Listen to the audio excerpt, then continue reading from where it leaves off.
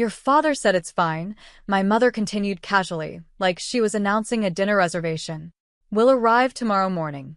I stared at the ocean outside the glass wall of my brand new beach house. The first night. The first quiet moment I had allowed myself in years. Hi everyone, my name is Claire. That house wasn't just a purchase. It was an escape. 3 weeks earlier, I had walked out of the corporate office that had consumed a decade of my life. 60-hour weeks. Panic attacks. Nights staring at spreadsheets until sunrise. I sold my condo, packed my car, and drove straight to the coast. No announcements. No explanations. Just distance. Now the waves rolled calmly across the sand while my mother filled the silence through my phone. We'll need the bigger bedroom, she added. Your father's back still hurts.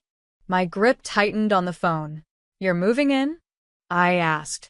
Well, obviously, she replied. Family helps family. I looked around the house again. The soft wood floors. The quiet kitchen. The peace I had finally bought. If you don't like it, she said sweetly, you can find somewhere else. My hands started shaking, but my voice stayed calm. That's fine, I said. Then I hung up and started preparing their surprise. I didn't sleep much that night, not because I was angry, because I was planning. The sound of the ocean filled the house while I sat at the kitchen island with my laptop open and a notebook beside it.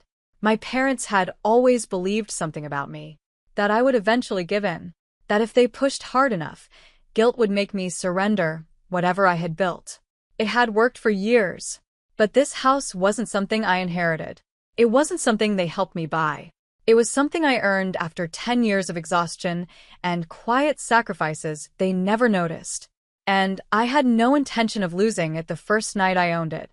At 6:40 a.m., I made the first call. Good morning, my lawyer answered. I need a rental agreement drafted, I said calmly. For who? My parents. There was a brief pause. What kind of agreement? The kind that protects the property owner. By 8:15 a.m., the paperwork was finished. Lease terms. Security deposit. Clear eviction clause. I printed the document and placed it neatly on the kitchen counter. At 9:03 a.m., a car pulled into the driveway. My parents stepped out like they already owned the place. My mother opened the door without knocking. Good, she said, walking inside. Then she saw the papers waiting on the counter. What's this? My mother asked, picking up the top page. My dad walked past her and immediately headed toward the hallway. Which room is ours? He asked casually. The guest room, I replied. Mom scanned the document, her smile fading. This says rental agreement. Yes. Her head snapped up. You're joking. No. Dad stopped walking. Claire, we're not tenants, he said. I leaned calmly against the kitchen counter.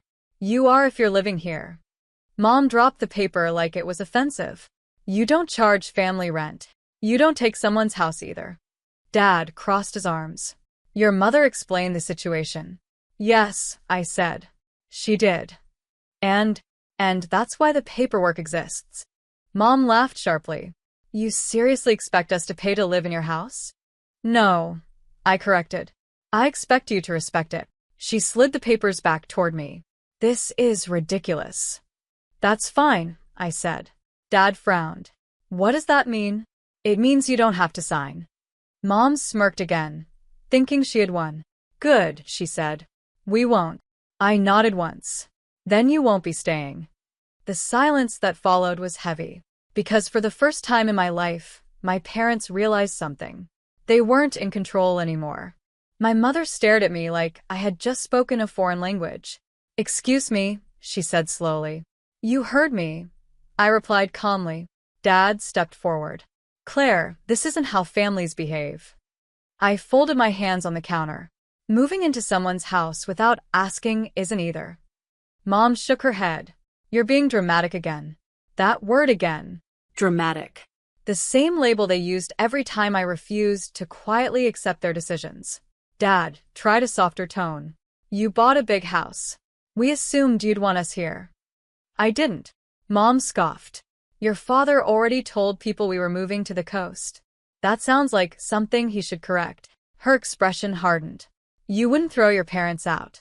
I'm not throwing you out, I said. You arrived uninvited. Dad glanced around the house. You wouldn't really make us leave. I walked over to the front door and opened it. The ocean breeze rushed inside. You're welcome to stay, I said. They both relaxed slightly. Then I finished the sentence. After signing the lease. Mom's mouth fell open.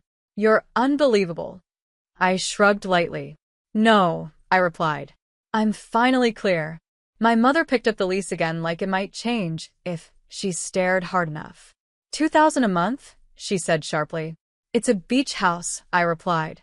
That's absurd. It's market rate. Dad shook his head. You're charging your parents rent in a house you barely use. I live here. You just bought it, Mom snapped. You'll get bored. I almost smiled. That had always been their assumption, that nothing I built would last. You also require a deposit? She continued. Yes. And rules, Dad added, flipping through the pages. Standard ones. No smoking. No long-term guests. Quiet hours. Mom laughed again. You think we're college roommates? No, I said calmly. I think you're tenants. The word hit harder than I expected. Dad dropped the papers onto the counter. We're not signing this. That's fine. Mom crossed her arms. Then we're staying anyway. I walked over to the small folder sitting beside the coffee maker. What's that? Dad asked. Proof of ownership, I said. And a call log. Mom frowned. What call? The one I made this morning. To who? Dad asked. I looked toward the driveway where the black SUV had just turned in. Property management, I replied. Right on schedule. Someone knocked on the door. The man at the door wore a navy polo with the property management company logo stitched over the pocket. Good morning, he said politely. Miss Bennett. That's me, I replied. He stepped inside and glanced briefly at my parents. Everything ready? Yes. Mom looked between us. What is this? Dad frowned. You hired someone? I did. The manager opened a slim folder. As requested, the property has now been registered as a professionally managed residence, he explained. My parents stared at him. What does that mean? Mom asked sharply. It means, he continued calmly, all occupancy must follow the signed lease agreement. Dad's expression hardened. This is a private home. Yes, the manager said. Owned by Ms. Bennett. He turned to me. If occupants decline the lease, the policy requires immediate vacancy. Mom laughed nervously. You're not serious. I looked at her steadily. I am. Dad stepped closer. You're humiliating us.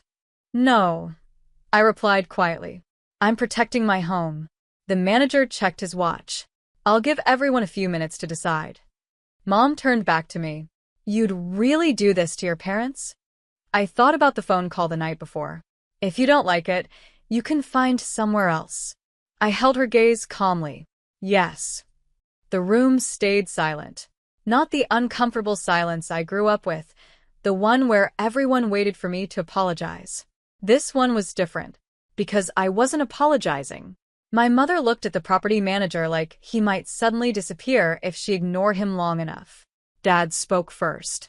You called strangers to throw us out. I called professionals to protect my property, I replied. That's the same thing, he snapped. No, I said calmly. It isn't. Mom picked up the lease again, flipping the pages quickly. You seriously expect us to follow rules in your house? Yes. It's our family home now, too. I shook my head slightly. No, it isn't. The property manager checked his watch again. Do you intend to sign the lease? He asked politely. Mom dropped the papers again. Absolutely not. Dad nodded beside her. Then we're finished here, the manager said calmly. He turned toward the door and opened it. The ocean breeze rushed through the house again. Dad stared at me like he expected me to stop this. To back down, like I always had before. I didn't move. I didn't speak.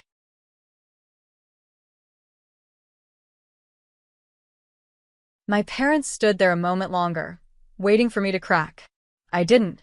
Dad finally picked up the car keys from the counter. This is unbelievable, he muttered. Mom looked at me one last time. You'll regret treating your parents like strangers. I thought about that carefully, because for most of my life, I had treated them like authorities, like people who automatically deserve space in whatever I built. But standing in my quiet beach house, with the sound of waves rolling against the shore, something felt different. No, I said calmly. I'll regret letting people take what I worked for. Dad opened the door. Mom followed him out without another word. The car engine started a moment later. I watched from the window as they backed down the driveway and disappeared down the coastal road. The property manager closed his folder. Everything handled professionally, he said. Thank you, I replied. He left shortly after. When the door shut behind him, the house became quiet again. Peaceful. The same quiet I had hoped for the night I bought it. I walked onto the balcony and looked out at the ocean. Sometimes protecting your life means disappointing people who expected to control it.